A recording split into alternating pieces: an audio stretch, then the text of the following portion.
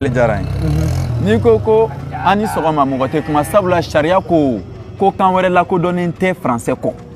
la langue d'expression officielle aw ka baro kɛ kan na aw ka bureau kɔnɔ kan a bɛ kalan kala o de don mais langue nationale ye bamanankan ye voilà jamanaw la langue nationale n'a mɛnbaga cayala dɔrɔn a y'a kɛ officiel ye Angleterre langue nationale ye anglais a officiel ye anglais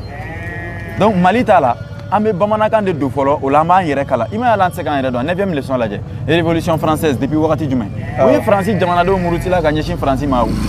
jamana ɲɛmɔgɔ ma o ye mais an b'o kalan mun na o ye mun de ɲɛ anw ye an ko patriotisme tɛ denmisɛnninw la jamana kanu e tɛ ka jamana kalan e tɛ k'i ka kan kalan e b'i ka jamana kanu an ye l'empire kalan kɛ o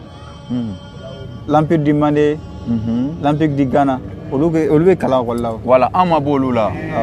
olu ye dɔ de kɛ n'aw nan'o sɔrɔ o tɛ yan mais mun y'o tiɲɛ sabula an y'an ka sira yɛlɛma an y'olu janfa de awɔ Mali ye Modibo janfa de a fɔ mun na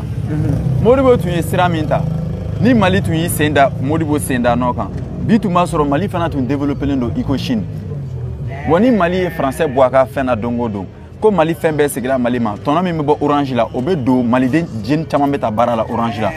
an ka dugujukɔrɔ nafolo minnu ye sanu bɔ kalan kɛ ENI na olu bɛ sanu bɔ a wari économistes b'a jate a bɛ mara Mali yɛrɛ ka banque la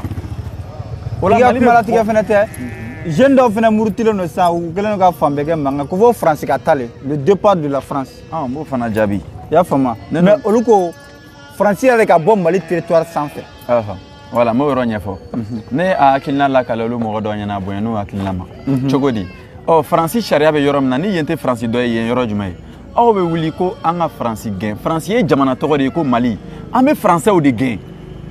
Français bɛ gɛn min Mali sariya kan de Français tɔgɔ bɛ yen a ye t'u tɔgɔ bɔ sariya la n'an taara constitution na ka taa Faransi tɔgɔ bɔ an ka constitution na dɔrɔn a banna o ye Mali kɛlen Mali o ye Mali kɛlen Mali ye o la n'i bɔra jamana wɛrɛ ka na Mali kɔnɔ i b'a ta Maliden ka dabada ma a jateminɛ n'an ka ɲɛmɔgɔw bɔra yan ka taa France u b'u diyagoya ka kuma France ka kan na mais n'o kɛra an ka franc dun an ka wari dun voilà n'i ka kan ta i ka wari bɛ na i ka kan na anw filɛ nin ye n m'a fɔ ko yurugu bɛ kan in de la an b'a fɔ 10 000 o ye joli ne bɛ yɛrɛ ɲininka 10 000 2000 voilà ko 2000 k'a sɔrɔ 10 000 ye 1000 de français la 10 000 n'a nana bamanankan na 2000 a tɔ 8000 taara min yurugu bɛ ka kɛ kan in de la mais guinéen franc guinéen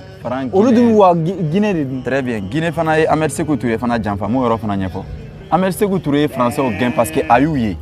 hakilina minnu bɛ mɔgɔ yamaruya ka hakilina dɔ wuli ka bɔ yen Mali y'o kalan de datugu a fɔ o ma ko physique théorique Cheikh Modibo b'o kalan de kɛ Jula Bagayogo bɛ Amérique le meilleur chercheur du monde a b'o kalan de la Cheikh Modibo min nanzara Albert Einstein fana y'o kalan kelen de kɛ min ye bombe dilan ka di Amérique ma n'u taara ci Japon na o t'o ye wa bien aw Guinéen ko k'aw ye France gɛn ma ban mais munna aw bɛ France ka kan kan France yɛrɛ de bɛ Guinée ye France yɛrɛ de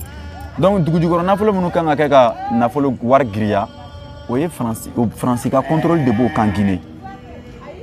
n'o tɛ n'i bɛ baara kɛla i fa kan na i ka kalo kelen baara mais an b'a ye k'a fɔ CFA fana ka girin franc guinéen très bien franc CFA franc guinéen parce que Guinée i t'a déclaré k'a ye France gɛn mais a ma France gɛn k'a ban pewu n'o tɛ ni Guinée ye France ka kan bila don o don Guinée ka k'a yɛrɛ o ye Guinée bɔlen de France ka briefing jukɔrɔ a y'a bɔlen de francophone briefing jukɔrɔ donc Guinée bɛ kɛ a yɛrɛ ta de sisan ça fait franc tɛ fɔ wari kan bilen franc tɛ fɔ wari kan il faut de ko dasi i m'a ye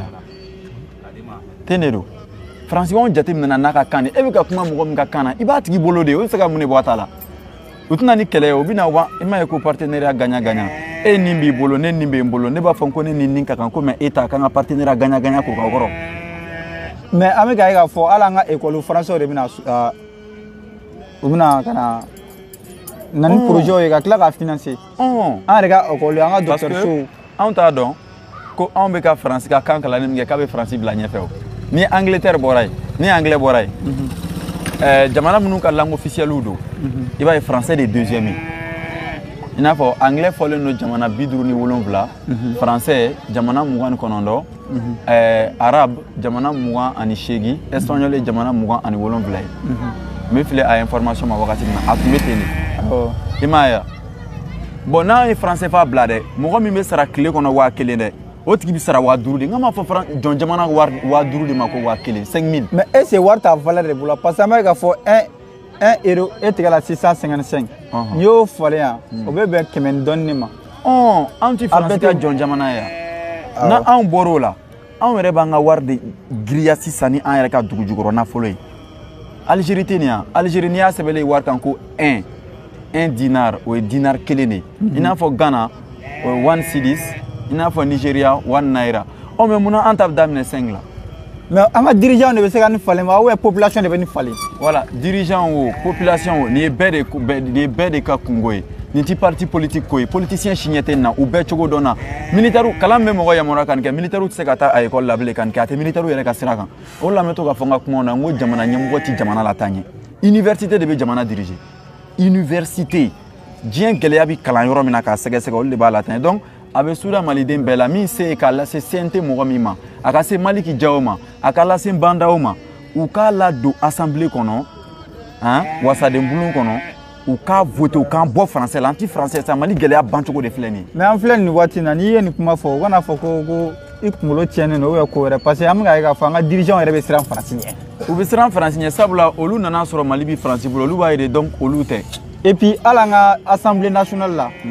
K'a fɔ i tɛ se ka kuma i fa kan na député minnu bɛ minnu tɛ français yɛrɛ mɛn kuma bɛɛ u n'olu bɛ ɲɔgɔn na ko munna k'u tɛ kuma bamanankan na alors que e bɛ ka minnu ka ci lase olu ye bamanankan de don i da ka na. Très bien parce que Mali charia la français de bɛ yen ni mɔgɔ min ko bon kana bamanankan i ɲɛ bɛ rebelle kɔrɔ la n'i kumana bamanankan na a bɛ i n'a fɔ i ye rebelle de quoi parce que i ye charia sɔsɔ de e bannen jamana ko k'an ka kuma nin kan na e banna o kama donc e ye jamana janfa. Ça fait qu'en to walkan kan an tɛ avancer an tɛ don da la o siɲɛnen don k'o bila jamana foyi tɛ taa ɲɛ k'i to walkan kan wa farafinna bɛɛ ka gɛlɛya bɛ ten Ghana o Nigeria o Côte d'Ivoire Sénégal Niger Burkina a bɛɛ anw de ta ka jugu a la n'a bɛɛ wa jamana in bɛɛ gulonnen don Mali de la ni Mali ye français bila don ko don Mali lamini jamana bɛɛ b'a bila n bɛ misali d'i ma Niger Niger de 4e mondial uranium na uranium bɛ kɛ ka mun baara kɛ a bɛ kɛ ka bombe dilan a bɛ kɛ ka fundenni di a bɛ kɛ ka sous-marin belebeleba min bɛ baton jukɔrɔ uranium bɛ kɛ k'o labaara mais munna Niger tɛ don la da la Russie mako ba b'o la diɲɛ jamanaw mako b'o la parce que a bɛ France ka dugukolo de kan e m'a mɛn ko état français n ko ye anw bɛɛ de ko ye an dun tɛ français mais yɛrɛ k'a lajɛ an tɛ français ye o anglais bɛ kalan 3 mois français bɛ se ka mɛn 2 mois mais an ka indépendance ma d'a ma de wa bon indépendance u y'o fɔ u ka kan na k'a négocier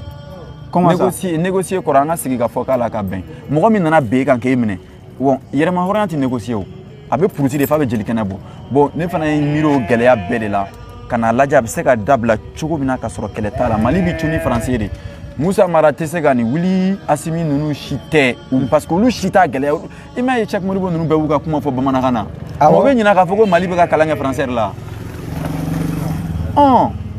o ko wayi ko mɔgɔw bɛ k'a fɔ ko Bandaw tɛ mɔgɔ kana baga mɔgɔ ma Bandaw ye a ka wagati kɛ Mali la fo ka taa retraite la an tila ka taa wele ka na jɔn de nɔ don sa a bɛ sariya de la n'i ye bugu dɔ ti ta ka na bugu dɔ ti ta ka na bila bugu dɔ kunna n'a ma bonya ma dɔgɔya ma wa Faransi sariya de bɛ Mali bolo wa Mali bɛ France ka arayi kan wa maliyɛnw bɛ terrain min kɔnɔ kunkolo t'a la an bɛ ka taa an kun fɛ an tɛ ka taa yɛrɛ an jɔlen an bɛ ka taa ni ka segin kɛ terrain de kɔnɔ mais terrain tɛ ka taa mais pour an ka bɔ nin ko yɛrɛ kɔnɔ ça vaut combien d'années non combien d'années a tɛ temps yɛrɛ ta ni Bandaw y'a don assemblée la bi n'u y'a voté Mali ka bɔ français la i b'a ye kalo 1 kalo 2 Paul Kagame Rwanda budget fa cogoya min na Bandaw bɛ Mali budget fa ka président kura kɔnɔ 2022 mais école tɛ ka kɛ yan école bɛ ka kɛ Orange baara jɔ la a ma jɔ Orange baara tɛ jɔ ni Orange bɛ Mali la dɛ a bɛ ka tɔnɔ de sɔrɔ wa Orange baarakɛlaw maliyɛnw de don u b'a baara ɲɛdɔn ka ban donc a ka di jamana ma siɲɛ kelen Orange yɛrɛ bɛ bɔ a bɛ kɛ lemuruba ye an bɛ bɔ nin na ten de i ma ye a b'an kun na ko dɔnniya t'anw ka kan na parce que e bɛ ka baara kɛ français la e b'i hakilina de don français la donc français de bɛ giriya bon an bɛna ye k'a fɔ hali an ka farafinna yan minnu bɛ bololabaaraw kɛ ka kow créer a si tɛ mɔgɔ kalannen très bien o de la n y'a fɔ n ko dɔnniya ti kan na mais olu si fana ka baara tun tɛ lakodɔn k'a sɔrɔ fo f'a ka don France ka da fɛ n'o tɛ sɛnɛkɛlaw filɛ nin ye olu de tɔɔrɔlen don ni mɔgɔ tilan bɛɛ sɛnɛkɛlaw militaires hali armée la gendarmew ni policiers tɛ tɔw ɲɛ dɔnniya français kan mɛn de nɔ don k'a sɔrɔ Faransi fatɔ bɛ français de fɔ k'a sɔrɔ hali a ma taa école la a bɛ français de mɛn an bɛ taa disi gosi cogo di n'olu ka kan ye an ka mɔgɔ ninnu ka baara bɛɛ bɛ lagosi u bɛ jɔnya de parce que u bannen don ka don Faransi ka da fɛ a banna bon hali min na n ko mɔgɔw ta ma fanga sɔrɔ kosɛbɛ wa a bɛna fanga sɔrɔ dɛ a ɲɛdɔnna ka ban Mali yɛrɛ de tɛ se ka to Faransi bolo bilen ani y'a ɲɛdɔnnen de a ɲɛ de dɔnna nin ye tan Mali bɔcogo de filɛ a ɲɛ dɔnna mais est ce que a bɛna pratiquer wa o de ye problème ye a bɛna pratiquer ni solution sɔrɔla n'a tɛ ka appliquer dun très bien mɔgɔ minnu kan ka solution appliquer olu a kuma olu bɛɛ kunna k'olu de nɔ tɛ